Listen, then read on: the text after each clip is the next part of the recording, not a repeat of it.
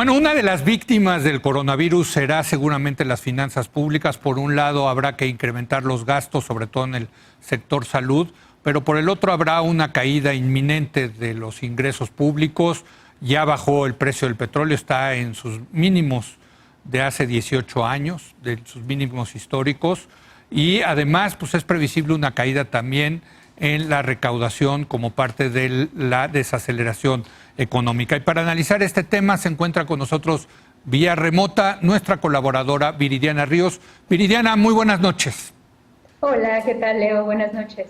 A ver, ¿qué nos puedes decir de las finanzas públicas? Sí tendría que estar muy preocupado el secretario de Hacienda, ¿no? Bueno, mira, ciertamente estamos en un momento de bastantes riesgos fiscales, porque tres de las principales variables que se utilizan regularmente para hacer el presupuesto, que bueno, básicamente nos dice cómo va a gastar el gobierno y cuántos recursos va a tener el gobierno, tres de las principales variables están teniendo fluctuaciones muy importantes. Déjame ir una por una para poderle explicar al auditorio y saber más o menos en qué vamos. La primera es crecimiento económico. El crecimiento económico es muy importante porque nos permite conocer más o menos cuál es el tamaño de la recaudación que va a existir en el país, es decir, cuánto ISR vas a poder recaudar y cuánto IVA vas a poder recaudar. El presupuesto de egresos de este año consideró un crecimiento bastante optimista, de hecho se esperaba que la economía creciera al 2%, pero bueno, varios reportes que ya se han presentado debido a la situación del coronavirus y a otros choques internacionales que se están sufriendo, como la caída del precio del petróleo, estiman que la economía mexicana podría crecer, de hecho, decrecer hasta en menos 4%. ¿Esto qué significa? Bueno, cuando hacemos los cálculos más o menos de los riesgos fiscales, nos damos cuenta de que esto significa que nos va a faltar cerca de 200,000 millones de pesos.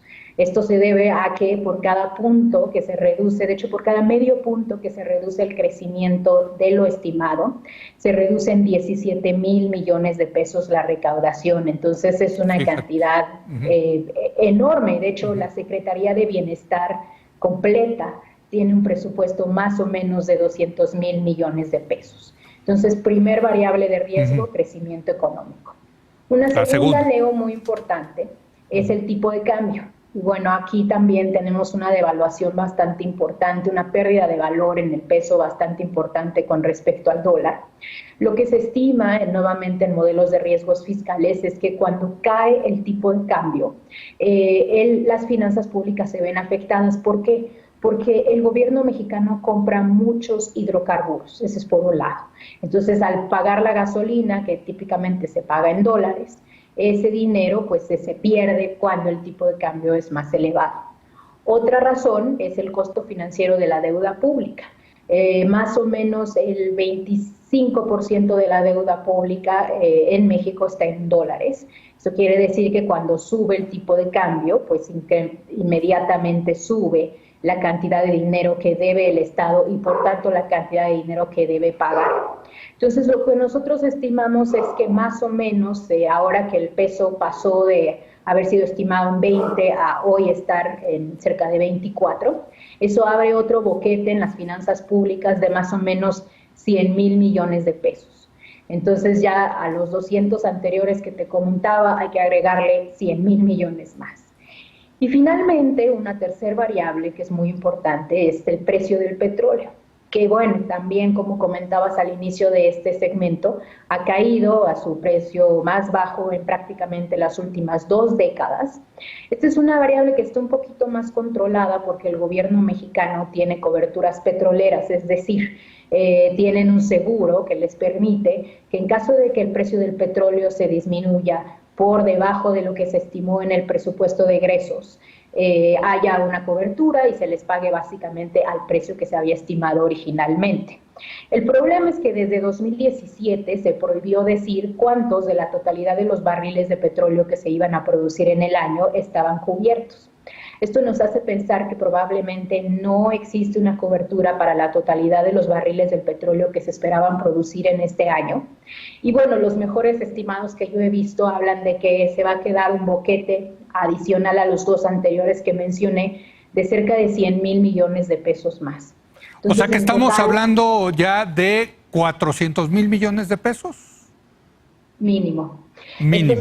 Esto si no aumenta más el tipo de cambio, si no se decrece más de lo que comentamos, y bueno, es una cantidad verdaderamente significativa. El Sí. presupuesto completo en materia de salud, IMSS, ISSSTE, INSABI, Pemex, todo lo que tenemos para materia de salud para atender no solamente el coronavirus, sino todas las enfermedades del país, es de 600,000 millones de pesos. Entonces es 2/3 partes del dinero que va a Wow. desaparecer. Ahora, déjame decirte, Viridiana, porque hay todo un debate en el mundo. El mundo lo que está haciendo es inyectando una política fiscal activa, gastando más dinero en Estados Unidos, en Europa. Aquí en México el presidente ha dicho, no, vamos a mantener la disciplina en las finanzas públicas. Yo tengo mis dudas, y mira que siempre ha sido muy conservador en eso. Es momento de incrementar la deuda pública y de gastar más el gobierno para, pues de alguna manera, alentar la actividad económica, Viridiana? Sí, yo diría que definitivamente este es un buen momento. Ya en la mañanera del día de hoy, López Obrador por primera vez dio algún dejo de que probablemente se podría considerar un aumento en el nivel de endeudamiento del país. Mira, recordemos la última vez que México tuvo una crisis importante en 2008, entonces la deuda del país era más o menos de 33 puntos del PIB. Esa es una deuda muy baja. Te pongo un ejemplo, los países europeos tienen deudas de casi 100 puntos del PIB. Después de la crisis del 2008, en donde también hubo una necesidad de recursos y de apoyo a varios aspectos del presupuesto público por la crisis, el presupuesto el endeudamiento se incrementó notablemente. Al día de hoy tenemos una deuda que es más o menos de 44, casi 45 puntos del PIB, Leo. Entonces, si bien tenemos una deuda elevada, todavía se considera que es una deuda que no es extremadamente elevada y una deuda que un país como México podría incrementar ciertamente. Ahora, no solamente podemos endeudarnos, algo de lo que creo López Obrador no quiere hablar, pero es muy importante empezar a tocar, es la cancelación de proyectos inviables. Claro. Estos elefantes blancos que él ha hecho su bandera política, pero que en un momento de crisis sanitaria como la que potencialmente podemos enfrentar, Leo, es un momento de generosidad, es un momento de replanteamiento, es un momento de poner freno y de cambiar dirección. Se debe definitivamente cancelar la refinería, no hace sentido, sobre todo no con los precios tan bajos que ya se tienen ahora de la gasolina, precisamente por la caída del precio del petróleo. Se debe cancelar el Tren Maya porque además es un atentado contra el medio ambiente. Y bueno, otros proyectos que también se tienen en el radar que no son necesariamente viables, como el aeropuerto de Santa Lucía. Pero déjame hacerte una última pregunta, nos queda un minuto, Viridiana. Si el gobierno mexicano toma más deuda, trata de incentivar a la economía mexicana, pues también es muy importante en qué van a utilizar esa deuda, en qué tipo de proyectos productivos o gasto de salud, por ejemplo, ¿no? ¿Qué me puedes comentar al respecto? Si México sale y se endeuda más, la pregunta es, ¿para qué, Viridiana? Bueno, se van a necesitar transferencias de efectivo para las personas más vulnerables que van a tener una pérdida importante en su poder adquisitivo si la economía se para.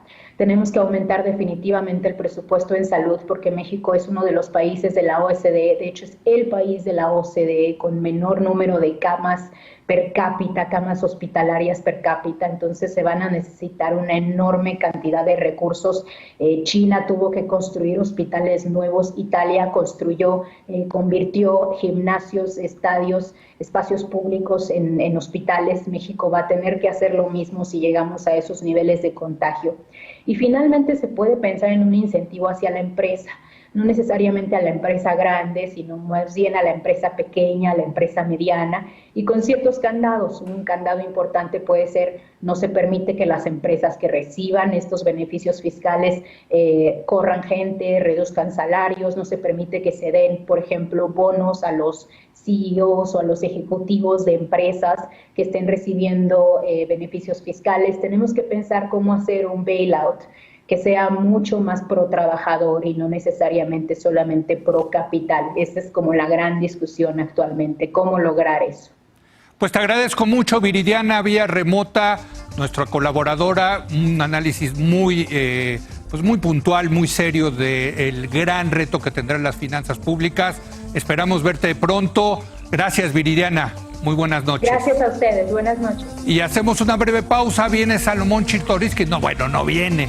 Va a estar vía remota también para hablar del caso del coronavirus y también, increíble, un brote de sarampión en la Ciudad de México. Regresamos en un momento más.